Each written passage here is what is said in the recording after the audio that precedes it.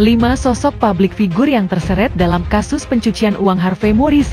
Siapa saja? Kasus ini harus dituntaskan, karena ini kasus mega proyek dan huge money yang tercecer di sana. Dan itu adalah uang negara, itu yang paling penting. Bagaimana caranya, goal utamanya mengembalikan uang negara. Kalau sudah diputuskan kerugian negara 200 triliun, harus kembali 200 triliun. Apakah dalam bentuk aset, ataupun dalam bentuk cash, ataupun dalam bentuk rekening, ataupun dalam bentuk pengembalian lainnya. Keuangan negara adalah milik negara, bukan milik keluarga. Karena sejatinya keuangan negara untuk membangun, untuk kemaslahatan bangsa, bukan kemaslahatan keluarga.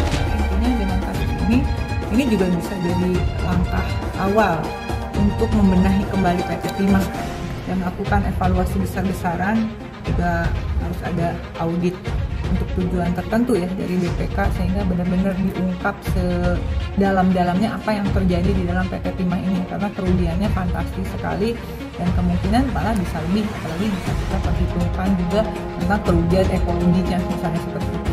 Nah, sudah ada 16 orang yang ditetapkan sebagai tersangka, namun itu saya kira tidak cukup. Kerugian negara kan 271 triliun. Ini inilah waktunya bagi negara bersikap tegas, dihukum mati saja atau setidak-tidaknya dimiskinkan, pelaku korupsinya, termasuk juga pasangannya, suami atau istrinya, orang tuanya, kakak adiknya dan ponakan-ponakannya, atau semua keluarga itu yang diduga memiliki kaitan dengan dana korupsi tersebut. Jadi jangan lagi mereka sudah korupsi masih berpesta murah. Kasus dugaan korupsi PT Timah yang mencapai kerugian 271 triliun rupiah tersebut masih menjadi sorotan publik di media sosial. Kasus mega korupsi tersebut melibatkan sejumlah orang termasuk Harvey Moise dan Helena Lim yang telah ditetapkan sebagai tersangka. Selain kedua orang tersebut, Iskandar Sitorus selaku Sekretaris DPP Indonesia Audit Watch mengungkap bahwa ada beberapa nama publik figur lain yang terseret dalam kasus tersebut. Setidaknya ada 5 orang nama yang terseret dalam kasus tersebut. Ada inisial dari C, S, D, dan D.